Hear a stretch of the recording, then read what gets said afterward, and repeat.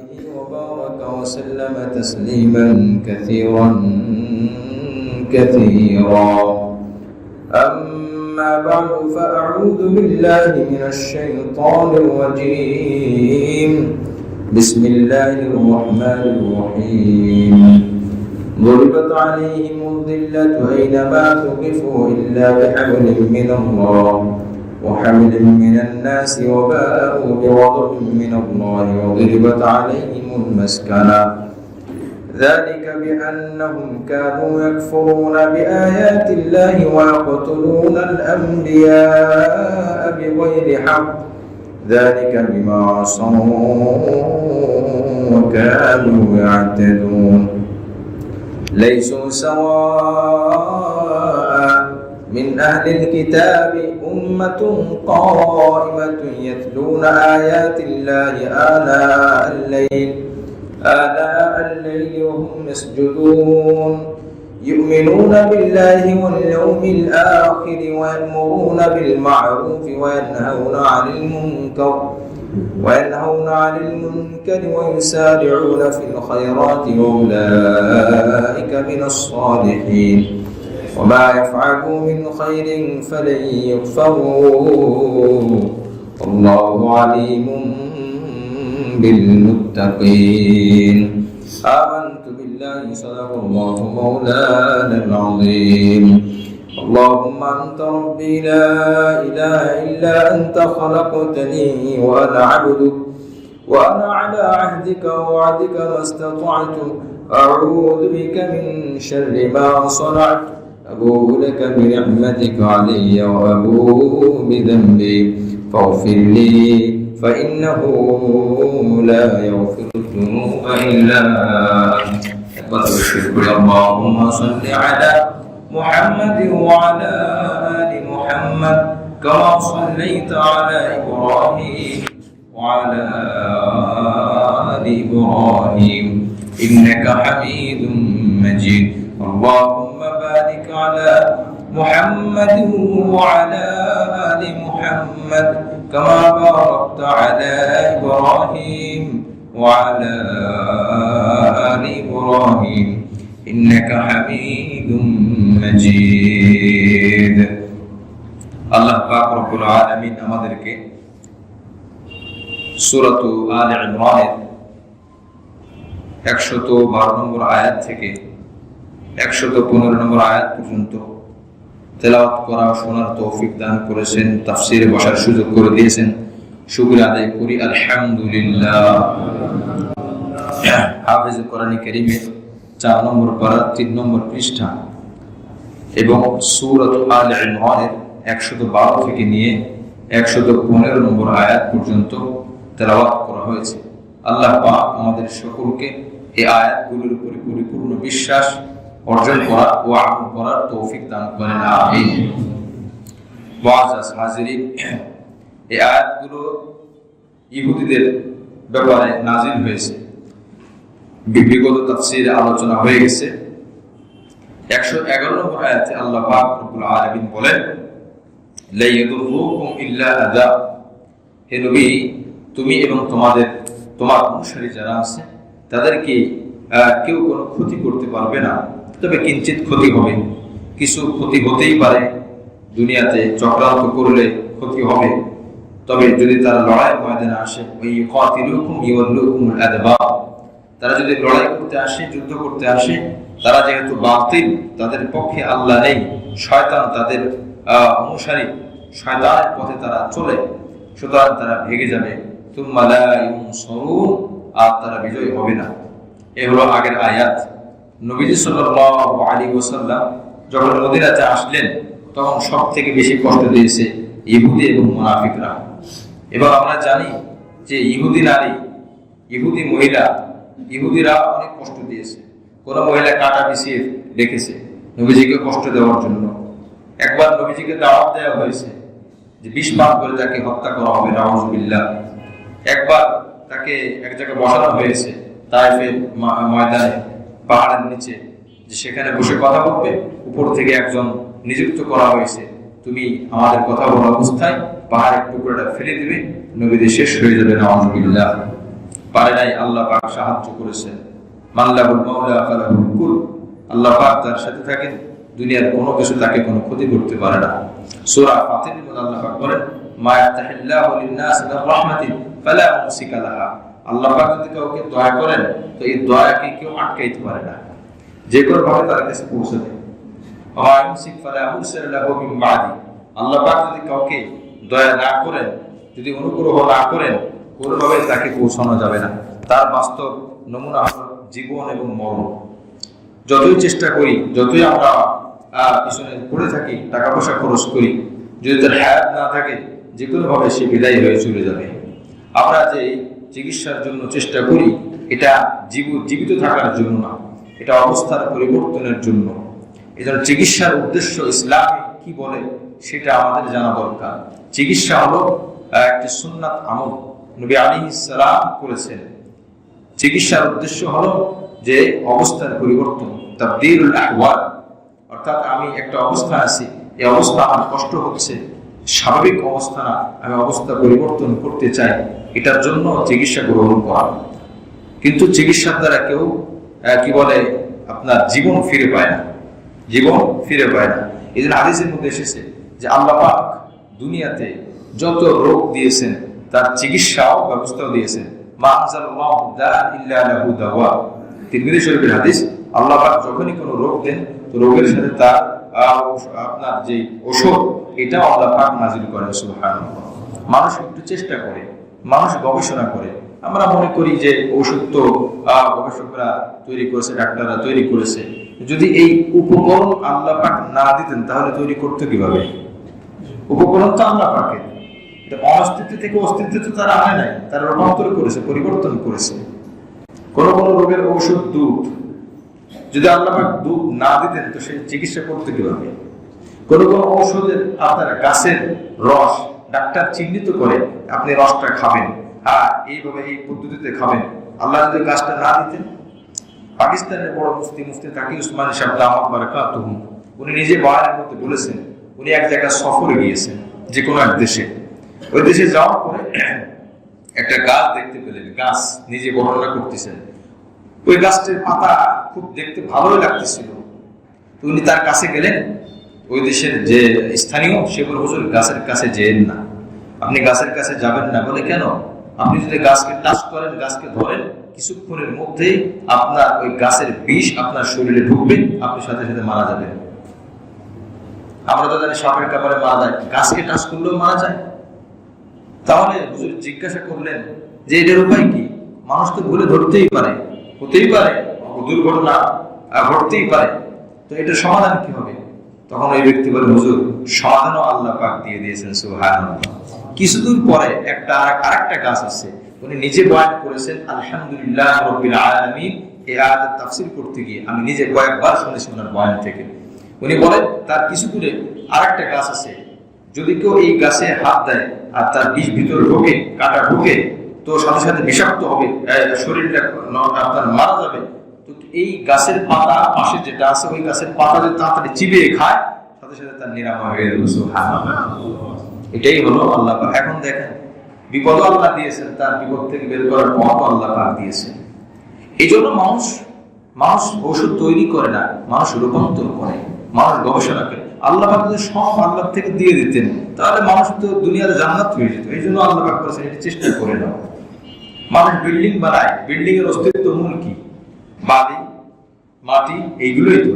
পাথর, আপনি সিমেন্ট পাথর থেকে, আমি যতটুকু জানি সিমেন্ট পাথর থেকে তৈরি। যদি পাথর আল্লাহ পাক না দিতেন সিমেন্ট কিভাবে হতো? এই বিল্ডিং এর ভিতরে ইট দিয়ে গাঁথুনি করা, ইট মাটির থেকে আসে, মাটি যদি আল্লাহ পাক না দিতেন তাহলে ইট বানাতে কিভাবে? মানুষ রূপান্তর করেছে, একটা ডাইসের মধ্যে দিয়ে এটাকে পুড়িয়েছে, এখন এটা ইট হয়ে গেছে, ছিল মূলত মাটি। মুআজ্জাজ হাজিরিন, এই জন্য আল্লাহ পাক রব্বুল আলামিন যত রকমের বিপদ দেন, যত রকমের অসুস্থতা দেন, তার চিকিৎসার ব্যবস্থাও করে দিয়েছেন। তবে হাদিসের মধ্যে একথা আছে, দুইটা রোগ আছে যেটা রোগ কিন্তু এর কোনো চিকিৎসা আমি আল্লাহ দুনিয়াতে দিই না আর দেবো না। তার মধ্যে একটা হলো মানুষ বুড়া হওয়া, মানুষ বুড়া হওয়া, বার্ধক্যে পরিণত হওয়া। এটা একটা রোগ, এটা একটা অস্বাভাবিক অবস্থা, বা এটা মানুষ চায় না। এটার চিকিৎসা আমি আল্লাহ দিই নাই, এটা হবে, এটা তার মতো হতেই থাকবে। হ্যাঁ, বিউটি পার্লারে গিয়ে তার স্কিন কিছু সময়ের জন্য, কিছু দিনের জন্য আপনার টান টান করতে পারে, ফ্রেশ করতে পারে, ঘোষানো জায়গাগুলো বন্ধ করতে পারে, কালো চুল কলম লাগায় সাদা করতে পারে, কিন্তু আসলে ওটা তো কালো হয়ে যাবে না, কালো তো কালোই আছে। এই জন্য বার্ধক্য, এটা তো যখন কেউ এর উপরে কিছু পরিশ্রম করে, এটার পরিবর্তন করার চেষ্টা করে, কিন্তু সে বার্ধক্য থেকে সরে আসে নাই, সে দুর্বল কিন্তু দুর্বল হয়ে যাবে। আমাদের একদিন হুজুর ডাক্তারের কাছে গিয়েছে, যাওয়ার পরে বলতেছে যে আমার চোখে সমস্যা মনে হচ্ছে, দেখুন তো কি করা যায়, কি সমস্যা। তো ডাক্তারের কাছে জিজ্ঞাসা করছে, ডাক্তার বলছে যে আপনার পাওয়ার সমস্যা আছে, আমি পাওয়া ঠিক করে দিচ্ছি। তো উনি আমার হুজুর জিজ্ঞাসা করলেন এটা হইল কেন, কি কারণ সমস্যা। তো ডাক্তার জিজ্ঞাসা করে আপনার বয়স কত, বলে বয়স 48 বছর। ওই ডাক্তার, চক্ষু বিশেষজ্ঞ ডাক্তার বলে যে 40 বছর পার হওয়ার পরে কি কারণে হলো এই কথা বলার কোনো সুযোগ নাই। 40 বছর মানেই হলো সব রোগ আপনার শরীরে কোথায় এখন আসতে থাকবে, রোগ এখন বাড়া ছাড়া কমবে না। কি বলবো কথা ঠিক কিনা? আপনি একটা চিকিৎসা করছেন, করতে করতে আর একটা শুরু হয়ে গেছে, আর একটা চোখের চিকিৎসা করলেন, দাঁতের সমস্যা শুরু হয়ে গেল, দাঁতের চিকিৎসা করলেন, কিডনির সমস্যা শুরু হয়ে গেল, ওইটা ঠিক করলেন, আবার লিভারের সমস্যা হলো, একটার পর একটা বাড়তেই থাকে। অর্থাৎ আল্লাহ পাক দেখিয়ে দিলেন তুমি যে দুর্বল অবস্থায় দুনিয়াতে এসেছো, আবার দুর্বল করে আমি তোমাকে মাটির মধ্যে নিয়ে যাবো। তো বান্দা 40 বছর পরে কি কারণে হলো? 40 বছর এটাই হলো কারণ। দাঁত পড়ে গেল, দাঁত দুর্বল, 40 বছর এটাই কারণ। কানে ভালো শুনতে পেতাম, এখন শুনি না, 40 বছর এটাই মূল কারণ। আগে ভালো হাঁটতে পেতাম, এখন হাঁটতে পারি না, 40 বছর এটাই তার মূল কারণ। হাত এরকম স্থির রাখতে পারি, এখন নড়াচড়া করে না, 60, 70, 80 বছর যাওয়ার পরে এক গ্লাস পানি টেবিল থেকে উঠে খাবে, ছাঁকুনিতে এক গ্লাস পানি পড়তে পড়তে হাফ গ্লাস হয়ে যায়, পেটের ভিতরে হাফ গ্লাস পানি যায়। এই লোকটার হাতের উপরে পানি রেখে সেই পানি পান করতো, এখন সেই লোকটা এক গ্লাস পানি মুখ পর্যন্ত আনতে আনতে হাফ গ্লাস পড়ে যায়। এই যে পরিবর্তনটা কি করলেন? আল্লাহ পাক করলেন। এই জন্য বান্দাকে আল্লাহ পাক দেখিয়ে দেন, বান্দা তোমার অবস্থার পরিবর্তন হবে। তো 1 নম্বর হলো বার্ধক্য, এটার কোনো ঔষধ নাই। 2 নম্বর, আল্লাহ রাসূল বলেন মৃত্যুর কোনো ঔষধ নাই। যদি ঔষধ থাকতো তা আমরা যে আইসিইউতে রাখি, লাইফ সাপোর্টে, এগুলো কি মৃত্যু থেকে বাঁচার জন্য? সমাজের জন্য, সুবিধার জন্য, একটু আরামের জন্য, একটু কষ্ট থেকে আমার কষ্টের জন্য লাঘব হয়, সেজন্য আমরা করি। মুআজ্জাজ হাজিরিন, এই জন্য বলতেছিলাম, নবীজি সাল্লাল্লাহু আলাইহি ওয়াসাল্লাম কষ্ট দেওয়ার চেষ্টা করেছে, নবীজির বিরুদ্ধে অপকৌশল করেছে, নবীজিকে কষ্ট দিয়েছে, সাহাবায়ে কেরামকে আঘাত করেছে, মুনাফিকরা চক্রান্ত করেছে, কিন্তু আল্লাহ পাক হেফাজত করেছেন। আল্লাহ পাক সামান্য কিছু ক্ষতি হতে পারে। নবীজিকে তাবিজ জাদু করেছে, ব্ল্যাক ম্যাজিক করেছে, কারো জাদু করেছে, নবী সাল্লাল্লাহু আলাইহি ওয়াসাল্লাম অসুস্থ হয়ে গিয়েছেন, আল্লাহ পাক আমার ব্যবস্থা করে দিয়েছেন, এইভাবে আমল করো, আমি আল্লাহ তোমাকে হেফাজত করব। তো আল্লাহ পাক সে কথাই বলেন। এরপর আয়াতে আল্লাহ পাক বলেন ইহুদিরা, এই ইহুদিদের সম্পর্কে, ইহুদিরা চরম খারাপ একটা জাতি, যারা ঈমানের উপরে আসে নাই, তৎকালীন যুগের নবীদেরকে অনুসরণ করেনি। ইহুদিদের মধ্যে একদল নবীদেরকে হত্যা পর্যন্ত করেছে। এবং কোরআনে কারিমে সবথেকে বেশি যেই দলের আলোচনা আল্লাহ করেছেন সেটা হলো ইহুদি জাতি, বনী ইসরাইল জাতি। আল্লাহ পাক বলেন দরিবাত আলাইহিমুজ জিল্লাতু আইনামা তুকিফু ইল্লা বিহাবলিম মিনাল্লাহ, তাদেরকে যেখানে পাওয়া থাক না কেন তাদের উপরে লাঞ্ছনার ছাপ আমি আল্লাহ মেরে দিয়েছি। ইহুদিরা যাযাবর, তারা বিচ্ছিন্ন, তাদের কোনো সুযোগ নাই, তারা বেইজ্জতি, তাদের অপমান আমি আল্লাহ নির্ধারণ করে দিয়েছি। এই জন্য আমরা জানি যে ফিলিস্তিনে যখন তারা ঢুকে, খুব সামান্য একটা অংশ নিয়ে ঢুকেছিল, যাওয়ার জায়গা নাই, পা রাখার জায়গা নাই, বসার জায়গা নাই, কিন্তু জুলুম আর নির্যাতন করে আস্তে আস্তে বাড়লো। আল্লাহ পাক বলেন আমি তাদের জিল্লতি আইনামা তুকিফু ইল্লা বিহাবলিম মিনাল্লাহি ওয়া হাবলিম মিনান নাস, তবে আল্লাহর পক্ষ থেকে যদি কোনো চুক্তি থাকে, হ্যাঁ আমি আল্লাহ তাকে হেফাজত করব, রক্ষণাবেক্ষণ করব, ওয়া হাবলিম মিনান নাস, বা কোনো মানুষের পক্ষ থেকে কোনো সহযোগিতা থাকে। এই দুইটা ছাড়া ইহুদিদের জন্য দুইটা বিষয়, দুইটা জিনিস আমি আল্লাহ চাপিয়ে দিয়েছি। তার একটা হলো অপমান, অপদস্থ, লাঞ্ছনার ছাপ, আর 2 নম্বর আল্লাহ পাক বলেন যে আমি দারিদ্রতার ছাপ তাদের জন্য আমি অবধারিত করে দিয়েছি। এরা দুনিয়াতে যতদিন থাকবে তাদের কষ্টের মধ্যে তারা থাকবে, অভাবগ্রস্ত থাকবে, অভাব মানে খাদ্যের অভাব না, বহুত কিছুর অভাব হতে পারে, জায়গার অভাব হতে পারে, পোশাকের অভাব হতে পারে, সম্মানের অভাব হতে পারে, বিভিন্ন অভাব হতে পারে, দুইটা অভাব। কিন্তু আমরা দেখি যে তাহলে তারা তো খুব ভালোই আছে, বিশ্বের মধ্যে ব্যবসা বাণিজ্য তো তাদেরটা খুব চাঙ্গা। আসলে সেই বিষয়ে আল্লাহ পাক বলে দিয়েছে, বিহাবলিম মিনাল্লাহি ওয়া হাবলিম মিনান নাস। রাষ্ট্র যদি ইসলামী রাষ্ট্র হয়, খলিফার পক্ষ থেকে কোনো চুক্তিতে থাকে, কোনো জিম্মে হয়ে থাকে, তখন তারা স্বাভাবিক জীবনযাপন করতে পারে একটা। ওয়া হাবলিম মিনান নাস, অথবা মানুষের পক্ষ থেকে যদি কোনো সাহায্য থাকে। আজ ইসরায়েল জাতি, এদেরকে সাহায্য করে আমেরিকা, এদেরকে পশ্চিমা বিশ্ব সাহায্য করে, এদেরকে খ্রিস্টানরা পর্যন্ত সাহায্য করে। তো এই যে মানুষের সাহায্য নিয়ে থাকতে হবে, এটাও তো একটা লাঞ্ছনা, এটাও তো একটা অপদস্থতা। সুতরাং আল্লাহ পাক কোরআনে বলেছেন, তাদের দারিদ্রতা ছাপ মেরে দিয়েছি, তাদের লাঞ্ছনার ছাপ মেরে দিয়েছি, এরা আজীবন থাকবে কিয়ামত পর্যন্ত। দুই ক্ষেত্রে তাদের কিছুটা পরিবর্তন দেখতে পেতে পারো, কিন্তু মূলত আমি আল্লাহ যা বলেছি এটাই সত্য। আল্লাহ পাকের ক্রোধ নিয়ে তারা চলাফেরা করবে। পৃথিবীতে যত ইহুদি আছে, বর্তমান সময় যত ইহুদি আছে, সকল ইহুদির ব্যাপারে আল্লাহ পাক বললেন আল্লাহ পাকের রাগ নিয়ে তারা চলাফেরা করে। তারা যেখানে বসে আল্লাহ পাকের রাগ সেখানে, তারা যেখানে দাঁড়ায় আল্লাহ পাকের ক্রোধ সেখানে, যেখানে শোয় আল্লাহ পাকের ক্রোধ সেখানে, তারা খাচ্ছে আল্লাহ পাকের ক্রোধ, আল্লাহ পাকের রাগ। তারা যে অবস্থায় থাকে না কেন, সর্ব অবস্থায় আল্লাহ পাকের রাগ এবং অভিশাপ তার উপরে চলতে থাকে। নাউযুবিল্লাহ। এই হলো ইহুদি জাতি।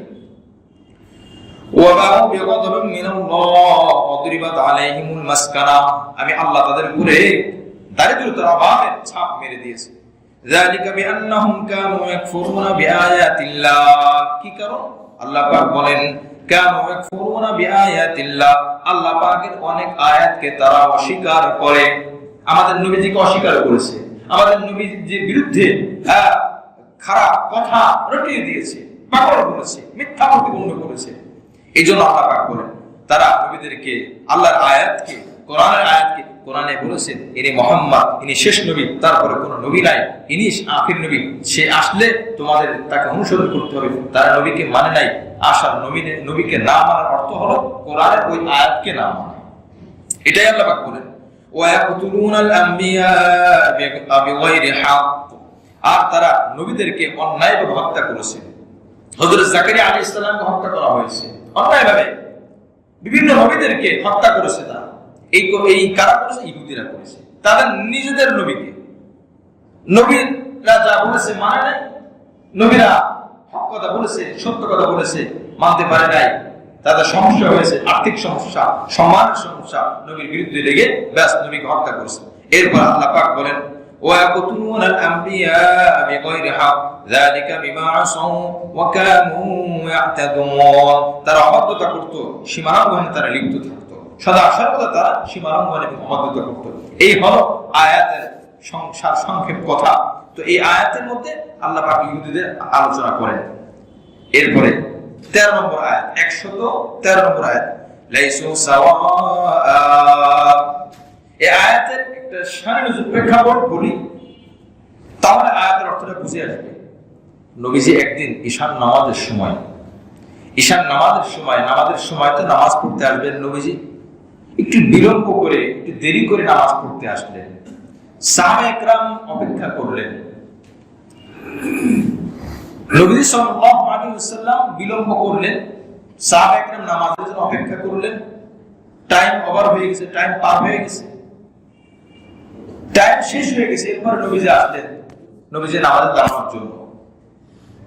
নবীজি ইমাম যখন আসবে, মুসল্লিদের তখনই দাঁড়াবে। তার আগে কিভাবে দাঁড়াবে? ইমাম না হলে নামাজ, ইমাম ছাড়া তো নামাজ জামাত সহিহ হয় না।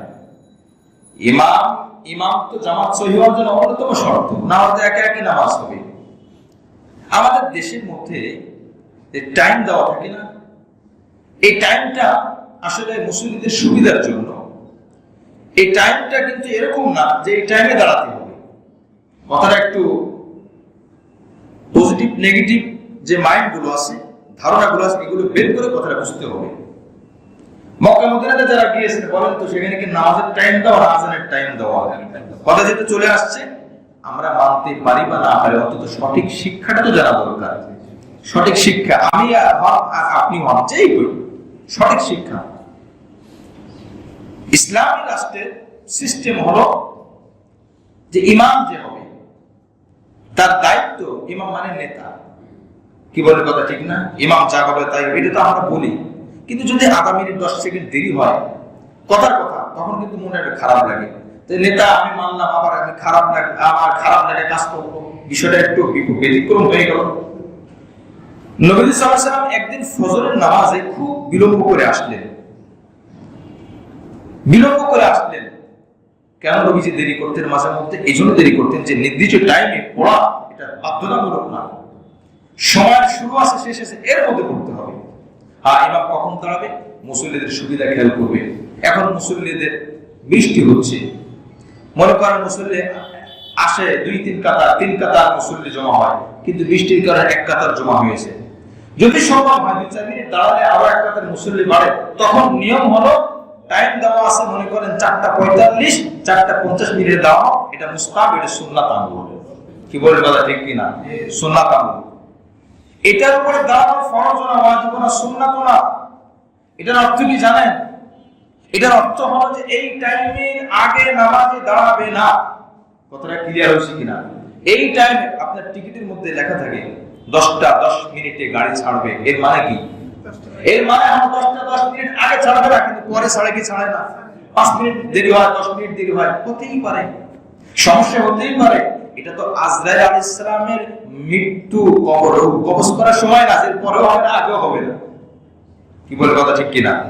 বা যে জজ সাহেবের ফয়সালা 12টা বাজে 1 মিনিটে অমুকের ফাঁসি হবে, ব্যাস জজ সাহেব সেখানে চলে যায়, হাতে একটা রুমাল থেকে কাপড় থাকে, ঠিক 12টা বাজে তখন 1 মিনিট হয়, সেকেন্ড যেন এদিক সেদিক না হয়, আপনার কাপড়টা ছেড়ে দেয়, ওই টাইমটা ঠিক রাখে। বিষয়টা এরকম না। মসজিদের নামাজের টাইম মানে হয় এর আগে দাঁড়াবে না, এর আগে দাঁড়ানো অপরাধ। 1 মিনিট 2 মিনিট আগে যদি দাঁড়ানো হয়, একজন মুসল্লি যদি 1 রাকাত নামাজ নষ্ট হয়, যাদের কারণে আগে দাঁড়ানো হলো তারা এই দায়ভার গ্রহণ করবে, তাদের অপরাধ হয়েছে, তারা জবাবদিহিতার কাতারে দাঁড়াতে হবে। এই হলো নামাজের টাইমের অবস্থা। এটা হলো সুন্নাত আমল ছিল যে এই টাইমের আগে দাঁড়াবে না, এই টাইমের পরে দাঁড়াবে। মুসল্লিদের খুব গরম লাগতেছে, কারেন্ট চলে গেছে, কষ্ট হচ্ছে, ঈশার নামাজে মনে করেন 1 পৃষ্ঠায় 2 রাকাত পড়া হয়, ইমামের এখন দায়িত্ব হবে কিরাতকে ছোট করা। কি বলে কথা ঠিক কিনা? এটা হলো ইমামের কাজ, এটা হলো ইমামের কর্তব্য। কোনদিন কোন একটা অনুষ্ঠান হচ্ছে কোন একটা জায়গায়, মনে করেন নামাজের টাইম হলো 1:30টায়, সব মুসল্লি চলে আসছে, সাধারণত আর মুসল্লি বাকি নাই, কিন্তু সেদিন কোথাও, সেটা নামাজ মসজিদ বলে কথা না, যে কোনো একটা জায়গায় জামাত হবে, মনে করেন তারা কোথাও সফরে বেরোবে, তাদের খুব দরকার আগে নামাজ পড়া, আগে গাড়ি ধরা দরকার, তো তারা 5 মিনিট আগে নামাজ পড়তে পারে, এটা তাদের ব্যক্তিগত ব্যাপার। আমি যে কথাটা বলতেছিলাম, এই টাইমের মানে এই না এই টাইমের মানে আগে দাঁড়াবে বা এই টাইমের পরে দাঁড়াবে, বিষয় হলো এই টাইমের আগে দাঁড়ানো অনুচিত। এই টাইমের মানে হলো, এই জন্য নিয়ম হলো ওয়াক্ত সময় দিয়ে দেওয়া, আজানের সময় দিয়ে দেওয়া উচিত। আজানের সময় দিলে হবে কি? আজানকে কেন্দ্র করে আসা। এখন আমাদের অনেক সময় হয় কি, আমরা নামাজে মাসবুক হওয়ার, আমরা রাকাত ছুটে যাওয়ার একটা বড় কারণ এটাও, আমি যখন কাটায় টাইমকে লক্ষ্য করে আসি, তখন 2-1 রাকাত ছুটতেও পারে। কি বলে কথা ঠিক কিনা? তাকবীরের সাথে নামাজের কি ফজিলত কম না বেশি? অবশ্যই বেশি, অবশ্যই বেশি। যিনি 2 রাকাত পেয়েছেন 4 রাকাত নামাজের, আর যিনি 3 রাকাত পেয়েছেন, দুইজনের সওয়াব তার একরকম হবে না। এই জন্য আজানকে টার্গেট করে যদি কেউ আসে, আজানের টার্গেট থাকে, তাহলে তার জামাতটা সুন্দরভাবে আদায় করতে পারে। যাই হোক, নবী আলাইহিস সালাম ঈশার নামাজে আসলেন। আসার পরে সাহাবায়ে কেরাম খুব অপেক্ষমান। নবীজি দাঁড়িয়ে কাতারে, সামনের কাতারে দাঁড়িয়ে এবার বললেন যে, দেখো এই যে তোমরা ঈশার নামাজের সময় অপেক্ষা করতেছো, এই সময় অন্য কোন ধর্মের লোক ইবাদতের অপেক্ষা করে না, সবাই এই সময় ঘুমিয়ে আছে। মক্কা নগরী অন্ধকার, আপনার গ্রামগঞ্জ, তখন তো এত বিদ্যুতের ব্যবস্থা ছিল না। সন্ধ্যার পরে মানুষ ঘুমের দিকে রওনা করতো, মাগরিব করে মানুষ খেয়ে খাবার দাবার শেষ করে ঘুমিয়ে যেত। নবী সাল্লাল্লাহু আলাইহি ওয়াসাল্লাম বলেন, এই টাইমে আমলের জন্য তোমরা একমাত্র বসে আছো, আর কেউ বসে নাই। কি বললেন? কথা ঠিক কিনা? এখন তোমরা উত্তম, তোমরা আমলে আছো। এই কথাটি যখন নবীজি বলছেন, আল্লাহ পাক আয়াত নাযিল করলেন, লাইসু সাওয়া, শোনো মুহাম্মদ, তুমি যে বলেছো যে আমার উম্মত তোমার উম্মত ছাড়া বাকি কেউ উত্তম না, না, ইহুদিদের মধ্যে কিছু কেমন আছে যারা অচিরেই ঈমান গ্রহণ করবে বা ঈমানের উপরে এসে গেছে, তারা কিন্তু তারা আর যারা ঈমান গ্রহণ করবে না তারা সবাই এক না। যেমন একজন ইহুদির নাম আমি বলি, আব্দুল্লাহ বিন সালাম, ইনি ইহুদি ছিলেন, ইনিও ইহুদি। আর একজন ইহুদি যে ঈমান গ্রহণ করে নাই, তারা কিন্তু সবাই ইহুদি, কিন্তু দুইজনের মধ্যে আকাশের জমিন ব্যবধান। আল্লাহ পাক বলেন লাইসু সাওয়া মিন আহলিল কিতাবি উম্মাতুন কায়িমাতুন ইয়াতলুনা আয়াতিল্লাহ।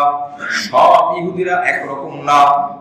কিতাবীদের মধ্যে, ইহুদিদের মধ্যে একদল আছে উম্মাতুন কায়িমা, তারা মজবুত, তারা স্থির, তারা সচেতন, তারা সচল, তারা সক্ষম, তারা মজবুত আমলে। ইয়াতলুনা আয়াতিল্লাহ আনা আল-লাইলি, রাতের বেলায় তারা আল্লাহর কোরআনের তেলাওয়াত গুলো করে, সুবহানাল্লাহ, আয়াতের তেলাওয়াত করে। আনা আল-লাইলি ওয়া হুম ইয়াসজুদুন, আর তারা রাতের বেলায় সিজদা করে, নামাজ আদায় করে, নফল নামাজ আদায় করেন, সুবহানাল্লাহ। রাসূল করিম সাল্লাল্লাহু আলাইহি সাল্লামকে এই কথা বলে দিলেন যে এরা কারা? তারা দণ্ডায়মান থাকে, আল্লাহর হুকুম পালন করে, রাতের বেলায় কোরআন তেলাওয়াত করে। অনেক মানুষ আছে দেখবেন এই শুরু রাত্রে অথবা শেষ রাত্রে কোরআন, রাতের বেলায় দুটা আমল সব থেকে দামি, সব আমলই দামি, তার মধ্যে তুলনামূলক, তার মধ্যে একটা হলো নামাজ আদায় করা, তাহাজ্জুদ নামাজ পড়া, নফল নামাজ, আরেকটা হলো কোরআন তেলাওয়াত করা, কিছু জিকির করা। আর তেলাওয়াতটা সবথেকে বড় দামি জিকির, যাদের সুযোগ হয় একটু পড়ার, কোরআন তেলাওয়াত করা, কোরআন তাহাজ্জুদ নামাজ হালকা অন্ধকারে আর কোরআন তেলাওয়াত দেখে দেখে। আবু বকর সিদ্দিক রাদিয়াল্লাহু আনহু, ওমর রাদিয়াল্লাহু আনহু সবাই রাতে কোরআন তেলাওয়াত করতেন। কিছু নামাজ আপনি মনে করেন 10 রাকাত নামাজ না পড়ে 8 রাকাত পড়েন, 6 রাকাত পড়েন, বাকি 4 রাকাত সমপরিমাণ সময় আপনি কোরআন তেলাওয়াত করেন, একটু জিকির করেন। কারণ কোরআন তেলাওয়াতের সাথে রাতের একটা গভীর সম্পর্ক। এই কোরআন কি দিনে নাযিল হয়েছে না রাতে নাযিল হয়েছে? ইন্না আনজালনাহু ফি লাইলাতিল কদর, কদরের রাতে আমি আল্লাহ নাযিল করেছি রাতে, দিনের থেকে রাত দামি। এজন্য রাতের নামাজ খুবই দামি, রাতের নামাজও বেশি। ফজরও রাত ধরা হয়, মাগরিবও রাত ধরা হয়, ইশাও রাত ধরা হয়, আর জোহর আসর দিন। আর আশ্চর্য বিষয় হলো দেখেন, মাগরিব ইশা ফজর এই তিন ওয়াক্তের নামাজে কেরাত আসতে না জোরে জোরে, ইমাম নিজেই পড়বে জোরে, বাকি তারাও শুনতে পায়। এজন্য রাত দামি দিন থেকে। তো আল্লাহ পাক বলেন যে এই বান্দা নফল নামাজ পড়বে, নফল ইবাদত করবে, আল্লাহ পাকের জিকির করবে, আল্লাহ পাকের গুণগান করবে, নফল নামাজ আদায় করবে। অনেকে এমন আছে যে নফল নামাজের গুরুত্ব দিতেই চায় না, বলে শুধু ফরজ নামাজ পড়লেই তো চলবে, ফরজ আদায় সুন্নাত ঠিক থাকবে, ব্যাস আর কিছু লাগবে না। বিষয়টি এমন না। আপনার যার নফলের গুরুত্ব থাকে তার ফরজের গুরুত্ব অবশ্যই থাকবে, তার ফরজ ছুটবে না। তার মধ্যে আব্দুল্লাহ বিন মুবারক রাহমাতুল্লাহ আলাইহি অনেক বড় মুহাদ্দিস ছিলেন। আব্দুল্লাহ বিন মুবারক রাহমাতুল্লাহ আলাইহি ইমাম বুখারী রাহমাতুল্লাহ আলাইহি উস্তাদ, শিক্ষক ছিলেন। উনি বলেন মান তাহাওয়ানা বিল আদাব উকিবা বিহিরমানিস সুনান, যে ব্যক্তি নফল ছেড়ে দেয়, নফলকে অবজ্ঞা করে, নফলকে অবহেলা করে, নফলকে উড়িয়ে দেয়, দরকার নাই। হ্যাঁ, এটা ঠিক, নফল না পড়লে কিন্তু কোনো গুনাহ হবে না, কিন্তু অবহেলা করা যাবে না, মাঝে মধ্যে সুযোগে পড়া। যে ব্যক্তি নফলকে অবহেলা করে, উকিবা বিহিরমানিস সুনান, অচিরে আস্তে আস্তে তার সুন্নাত ছুটে যাওয়ার আশঙ্কা আছে। আব্দুল্লাহ বিন মুবারক বলেছেন, বিশিষ্ট মুহাদ্দিস। এরপর উনি বলেন ওয়ামান তাহাওয়ানা বিস সুনান উকিবা বিহিরমানিল ফারাইজ, যে ব্যক্তি সুন্নাত নামাজ ছেড়ে দেয়, সুন্নাতে মুআক্কাদা, সুন্নাত নামাজ ছেড়ে দেয়, অচিরে তার থেকে ওয়াজিব ছুটে যাবে অথবা ফরজ পর্যন্ত ছুটে যাবে। তার নফল ধরার অর্থ হলো সুন্নাতকে আঁকড়ে ধরা, সুন্নাত নামাজ। আর সুন্নাত ধরা মানে ওয়াজিব এবং ফরজ নামাজ আঁকড়ে ধরা। এরপর উনি বলেন ওয়ামান তাহাওয়ানা বিল ফারাইদ উকিবা বিহিরমানিল মারিফা, আর যার ফরজ নামাজ ছুটে যাবে, আল্লাহ পাকের সাথে তার সম্পর্ক দূরত্ব তৈরি হয়ে যাবে, আল্লাহ পাকের সাথে তার সম্পর্ক সুন্দর হবে না, ভালো হবে না। তার নফল নামাজ ধরব কি জন্য?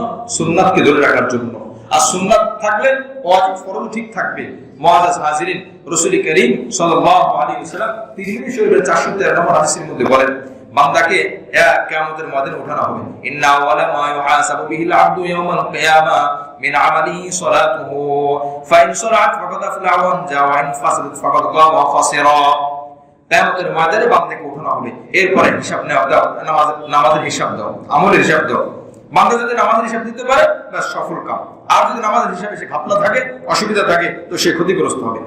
আর যদি তার ফরজ নামাজের হিসাব দিতে পেরেছে কিন্তু কিছু কিছু ত্রুটি দেখা যাচ্ছে, ফরজ নামাজ পড়েছে এর মধ্যে কিছু অধিক ছুটে গেছে, সে জানতো না অথবা গুরুত্ব দেয় নাই, ফরজ নামাজের মধ্যে কিছু ফরজ বিধান ছুটে গেছে, এরকম কিছু ঘাটতি রয়ে গেছে, আল্লাহ রাসূল বলেন فَإِنْ تَقَضَّى مِنْ فَرِيضَتِهِ شَيْءٌ قَالَ رَبُّ عَزَّ وَجَلَّ انظُرُوا هَلْ لِعَبْدِي مِنْ تَطَوُّعٍ فَيَكَمَّلُوا بِهَا مَا انْتَقَصَ مِنَ الْفَرِيضَةِ ثُمَّ يَكُونُ سَائِرُ عَمَلِهِ عَلَى ذَلِكَ।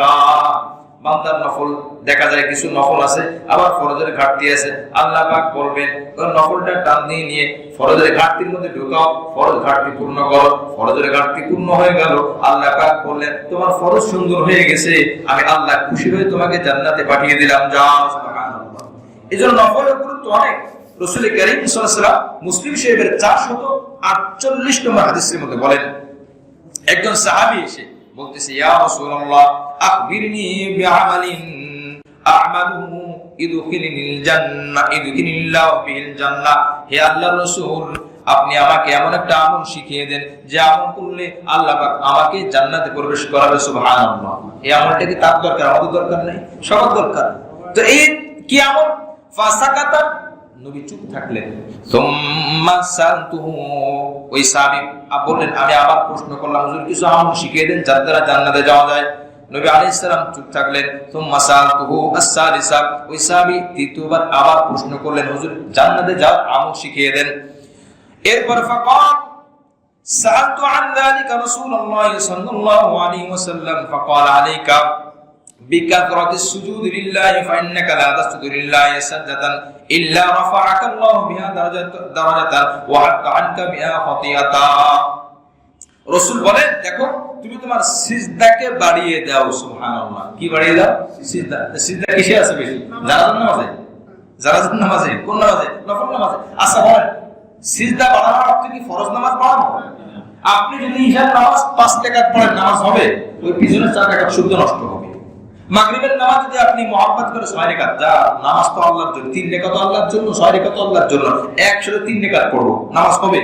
তাহলে নফলের মধ্যে সিজদা বাড়ানোর সুযোগ আছে। সিজদা যেহেতু বাড়াইতে বলছেন নবীজি, হাদিস লাগাই দিই, মাগরিবের নামাজে 3 রাকাত নামাজে 6টি সিজদা, আমি 3 রাকাত নামাজে 12 সিজদা দেব। বলেন সিজদা দেওয়াটা কি খারাপ কাজ? সিজদা দেওয়া খারাপ কাজ? তো আমি মাগরিবের 3 রাকাত নামাজে 6টা সিজদা না দিয়ে আমি 12টি সিজদা দেব, তো বাহ্যিকভাবে তো খারাপ কাজ না, কিন্তু ওই নামাজ হবে হবে না। তার মানে সিজদা বাড়ানোর সুযোগ আছে, ফরজের মধ্যে নাই। তো নবী বললেন কেন সিজদা বাড়াও? নবী বললেন সিজদা বাড়াও, এর মানে হলো নফল নামাজ বেশি বেশি পড়ো। নফল নামাজ যার বেশি বেশি হবে, সিজদা তার বেশি বেশি হবে। সুবহানাল্লাহ। যার নফল বেশি বেশি হবে, সিজদা তার বেশি বেশি হবে। আল্লাহ রাসূল বললেন তুমি ফাইন্নাকা লা তাসজুদু লিল্লাহি সাজদাতান ইল্লা রাফা'াকা আল্লাহু বিহা দারাজা, তুমি একটা সিজদা দিবা, আল্লাহ পাক বলেন তোমার মর্যাদা আমি এক ধাপ বাড়িয়ে দিলাম। সুবহানাল্লাহ।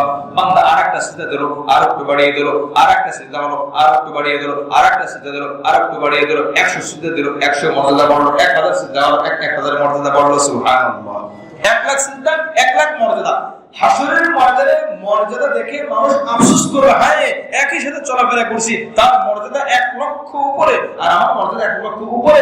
কারণটা কি? আমিও তো ফরজ করেছি, সেও ফরজ করেছে, আমি তো ফরজ কোনোদিন ছাড়ি নাই। দেখা যাবে ওই বান্দা সিজদা দিয়েছে 100টা 1 লাখ বেশি, এই জন্য তার মর্যাদা 1 লাখ বেশি। সুবহানাল্লাহ। আর আমি 1 লাখ সিজদা দিই নাই, এই জন্য আমার মর্যাদা বাড়ে নাই।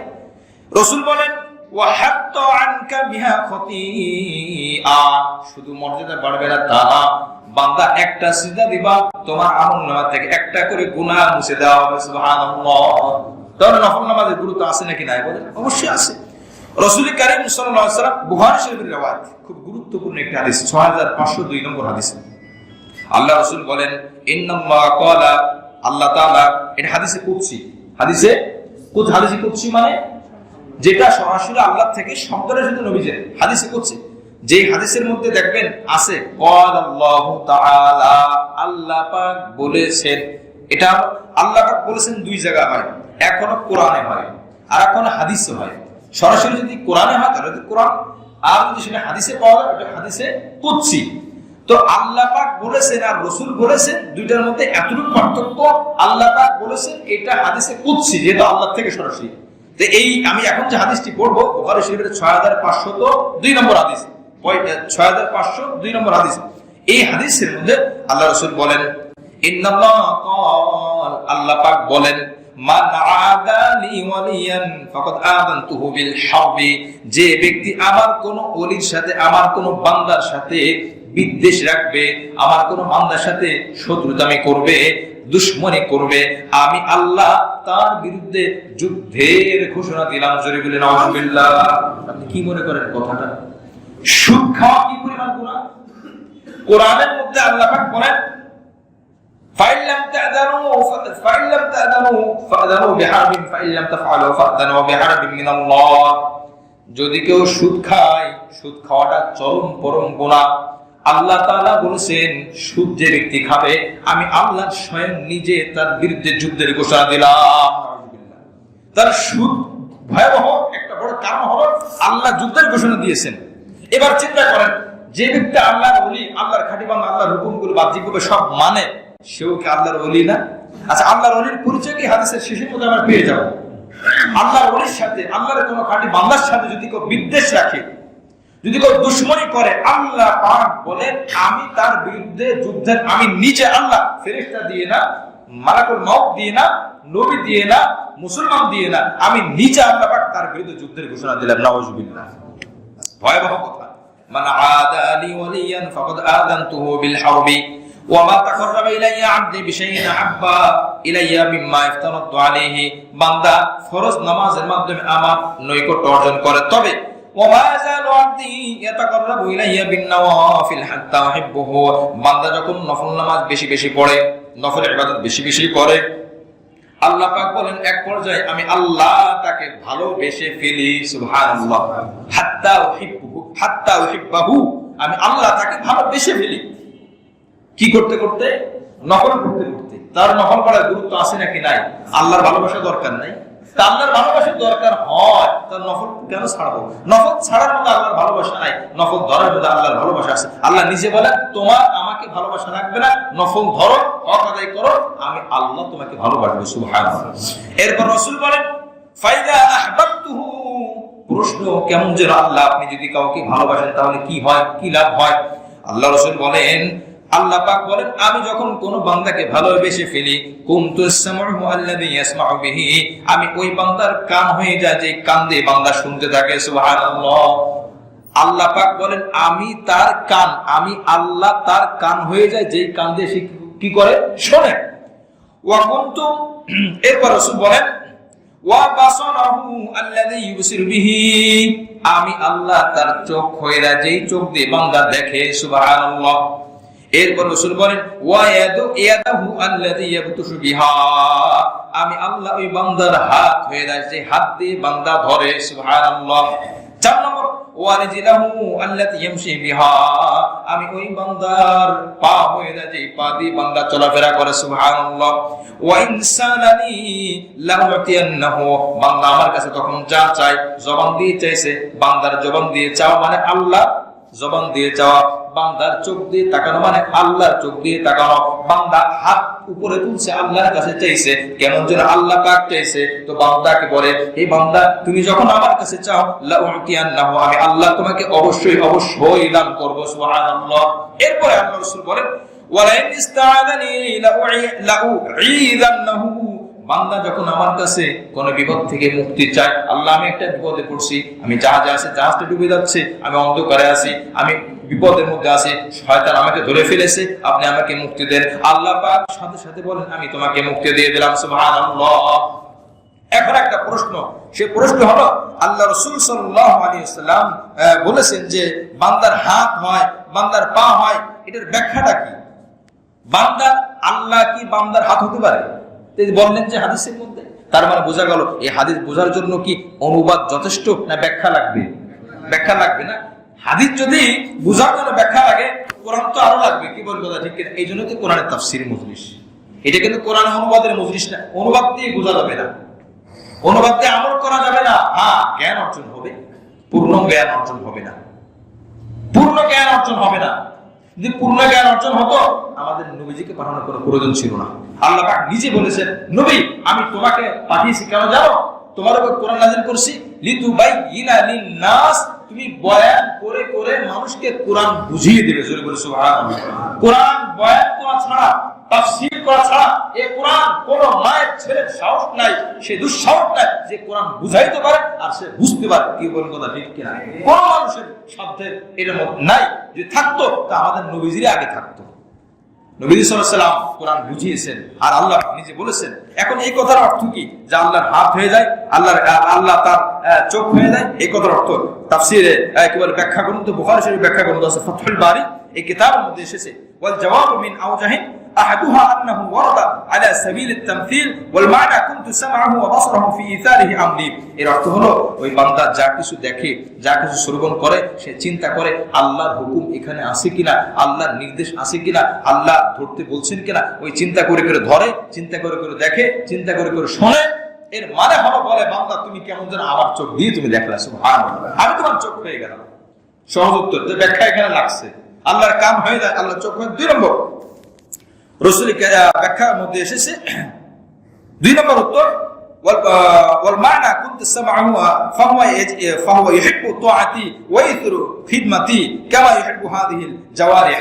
তখন বান্দা তার অঙ্গ প্রত্যঙ্গ সবকিছু আল্লাহর ভালোবাসায় নিয়োজিত করে দেয়। যেখানে আল্লাহ পাক তাকাইলে নারাজ হন সেখানে সে তাকায় না, যে জিনিস শুনলে অসন্তুষ্ট হন সেখানে সে শোনে না। তার মানে সে আল্লাহর হুকুমেই সর্বদা চলে। সুবহানাল্লাহ। আচ্ছা, এটার ইঙ্গিত কি?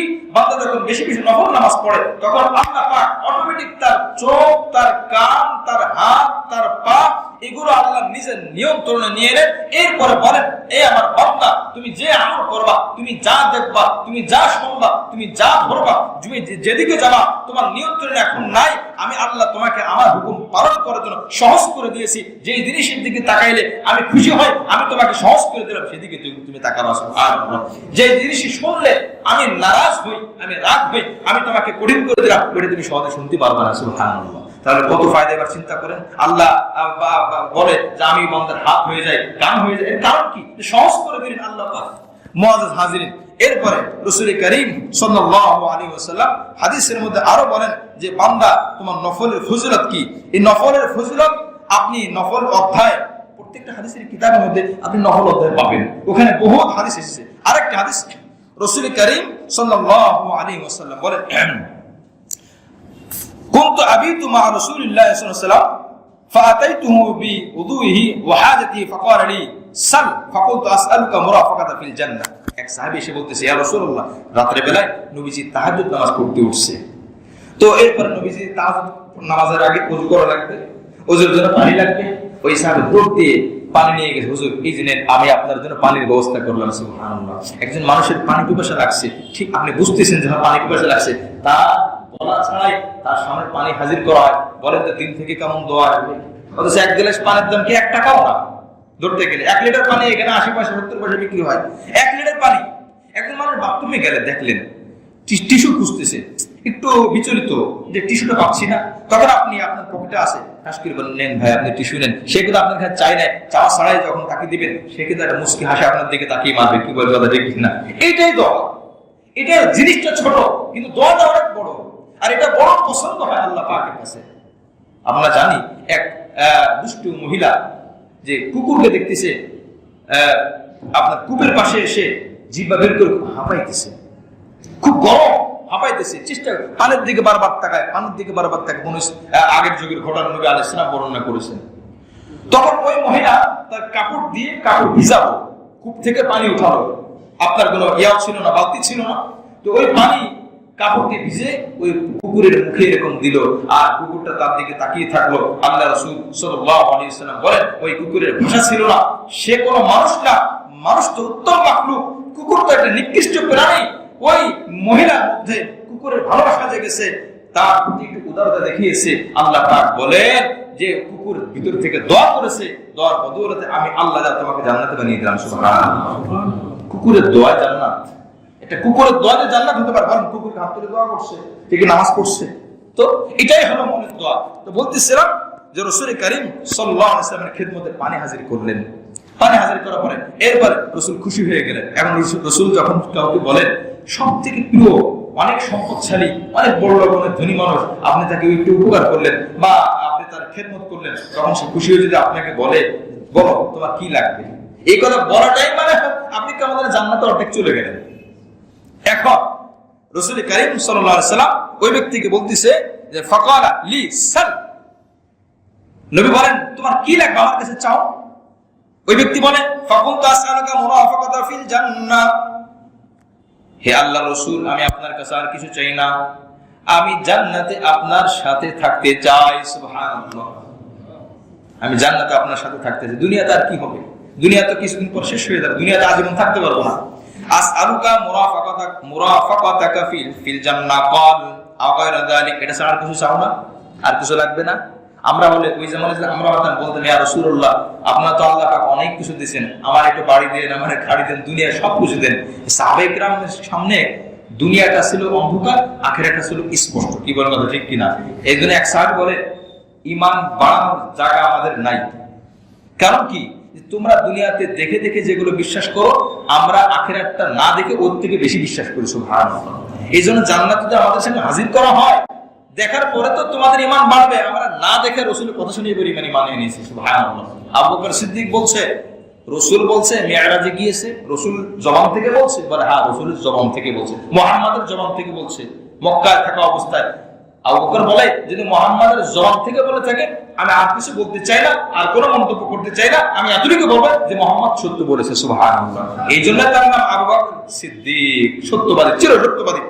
রাসূল বললেন আর কিছু চাও, কুনতু হুয়াদাকা, এটাই আমার জন্য যথেষ্ট। ফাকালা আইন্নি আলা নাফসিকা বিকাথরাতিস সুজুদ, আমার সাথে জান্নাতে থাকতে চাও, নামাজ রোজা কিচ্ছু লাগবে না, ঠিক না? বাবা পিসাব অনেক জায়গায় সবাই না এরকম আসিকে আছে না, বলেন এই তুমি আমার খেদমত করো, নামাজ লাগবে না। আমাদের দেশের কথা আমি বলি, অন্য জায়গার কথা আমি বলতে পারবো না। একজনের নামাজ কালাম পড়ে না, নতুন মুরিদ হয়েছে ও নামাজে যায়, পুরান মুরিদকে নামাজ যাবেন না।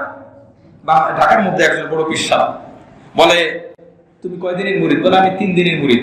বলে আমি 3 বছরের মুরিদ, আমি একটা পর্যায়ে চলে গেছি, এই পর্যায়ে গেলে আর নামাজ লাগে না, তুমি যেহেতু নতুন তুমি আমি চর্চা করবো, আমার কোর্স শেষ হয়ে গেছে, তোমার কোর্স আর কেবল শুরু হয়েছে। বলেন রাসূল কারীম সাল্লাল্লাহু আলাইহি সাল্লাম নামাজ পড়তে পড়তে পা ফুলিয়ে ফেলেছেন কিনা? রাসূলের জন্য আল্লাহ পাক বলেছেন রাসূল আপনি জান্নাতে না গেলে জান্নাতে যাবে কে? ওই রাসূল তাহাজ্জুদ কোনদিন কামাই দিয়েছেন? হ্যাঁ। রাসূল বলেন, রাসূল এটা বলেন নাই আমার সাথে জান্নাতে থাকতে চাও, খেদমত করা যাওয়ার কিছু লাগবে না, বাড়ি যেয়ে ঘুমায় থাকো, না না।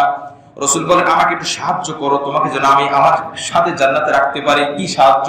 আল্লাহ রাসূল বলেন ফাইন্নি আলা নাফসিকা বিকাথরাতিস সুজুদ, তুমি বেশি বেশি সিজদা আদায় করো। সুবহানাল্লাহ, সিজদা দেবে কেমনে? সিজদা কিসের মাধ্যমে? নামাজের মাধ্যমে। এই একটু আগে বললাম বেশি বেশি নামাজ পড়ো। কি নামাজ? ফরজ নামাজ না? ফরজ নামাজ কি বেশি পড়া যায়? নফল নামাজ বেশি পড়া যায়। রাসূল কারীম সাল্লাল্লাহু আলাইহি ওয়াসাল্লাম বলে বেশি বেশি ফরজ নামাজ আর নফল নামাজের মাধ্যমে সিজদা বেশি বেশি আদায় করো, এইভাবে তুমি আমার সাথে জান্নাতে থাকতে পারবে। সুবহানাল্লাহ। 114 নম্বর আয়াত, ওই কিতাবীদের ভালো লোক যারা তাদের আরো কি কি গুণ? ইউমিনুনা বিল্লাহি ওয়াল ইয়াউমিল আখির, তারা আল্লাহ পাককে বিশ্বাস করে, আখিরাতকে বিশ্বাস করে। আল্লাহ রাসূল সাল্লাল্লাহু আলাইহি ওয়াসাল্লাম আরো বলেন, আল্লাহ পাক বলতেছেন ওই ইয়ামুরুনা বিল মা'রুফ ওয়া ইয়ানহাউনা আনিল মুনকার, তারা সৎ কাজে আদেশ দেয় এবং অসৎ কাজে বাধা দেয়। তাহলে এই গুণগুলো আমাদের দরকার, ঠিক না? এই গুণগুলো আমাদের দরকার। ওয়া ইসারিউনা ফিল খায়রাত, আর ভালো ভালো কাজে আগে আগে দৌড় দেয়, বেশি বেশি করে। ভালো কাজে আগে যাওয়া এবং বেশি করা, সাধ্য মোতাবেক। আমি করলাম, পিছনে পিছনে গেলাম। অনেক সময় দেখবেন আত্মসমালোচনা, অনেকে নামাজে মসজিদ আগে আসে, আগে এসে সামনের কাতার খালি, দ্বিতীয় কাতার খালি, তৃতীয় কাতার খালি, পিছনে যেয়ে বসে না। বসে কি বসে না? যদি এখানে একটা মনিটর থাকতো দেখা যেত যে সামনের কাতারে বসলে কি পরিমাণ সওয়াব। আল্লাহ রাসূল বলে তোমরা লড়াই করে, তোমরা লটারির মাধ্যমে সামনের কাতারে বসতে। সুবহানাল্লাহ। কিন্তু এগুলো যদি দেখা যেত তাহলে তার ঈমান হয় না, তাহলে তার জান্নাত না দেখে বিশ্বাস হয় না। এই জন্য আগে আসলো, পিছনে বসে পড়লো, এটা তো ঠিক হলো না। আবার অনেক সময় পিছনে এসে আগে চলে যায়, দুটোই অপরাধ। এই জন্য রাসূল বলেন ভালো কাজে আগে যাও, বেশি করো। উলাইকা মিনাস সালিহিন, আল্লাহ রাসূল সাল্লাল্লাহু আলাইহি ওয়াসাল্লাম বলেন, আল্লাহ পাক বলেন আর এরাই সালিহিনদের অন্তর্ভুক্ত। সালিহিন মানে ভালো মানুষ। তাহলে ভালো মানুষের গুণ এখানে কয়টা পাইলাম? যে আল্লাহর হুকুম মানা, কোরআন তেলাওয়াত করা, রাতের নামাজ পড়া, নফল নামাজ পড়া, আল্লাহর প্রতি বিশ্বাস করা, আখিরাতকে বিশ্বাস করা, সৎ কাজে আদেশ দেওয়া, অসৎ কাজে নিষেধ করা, যত কল্যাণকর কাজ আছে এই কাজগুলোকে বেশি বেশি করা এবং তাড়াতাড়ি করার চেষ্টা করা। রাজি আছেন ইনশাআল্লাহ? এই যে এই 113 এবং 14 বাসায় গিয়ে আয়াত এবং অনুবাদ, অন্তত অনুবাদ দেখলে কিছুটা বলতে গুণটা কি, এই গুণটা আমি অর্জন করতে পারলাম কিনা। সর্বশেষ 115 নম্বর আয়াত আল্লাহ পাক বলেন, ওয়া মা ইয়াফআলু মিন খাইরিন ফালা ইয়াকফারু, তারা যে সব ভালো কাজ করে কিছুতে তার অমর্যাদা করা হবে না। ভালো কাজ করলে আমি আল্লাহ পাক তার মর্যাদা দান করব। এরপর আল্লাহ পাক বলেন, আল্লাহু আলিমুম বিল মুত্তাকিন, আর কারা মুত্তাকি আমি আল্লাহ সবথেকে ভালো জানি। সুবহানাল্লাহ। এখন এই কাজগুলো যদি আমি মানুষকে দেখানোর জন্য করি, এই আমলগুলো কবুল হবে বলেন? তাহলে মুত্তাকি হলো না। আল্লাহ পাক তুমি কাজগুলো করবা, তাকওয়া ঠিক রাখবা, তাহলে আমি বুঝবো তোমার কি পরিমাণ মর্যাদা বাড়বে। আল্লাহ পাক আমাদের সকলকে তৌফিক দান করেন, আমিন। 113, 112, 13, 14, 15 এই 5 আয়াত আমরা পড়লাম। আল্লাহ পাক আমাদের সকলকে 5 আয়াতের সুশিক্ষা, 5 আয়াতের আমল পরিপূর্ণ অর্জন করা তৌফিক দান করেন, আমিন।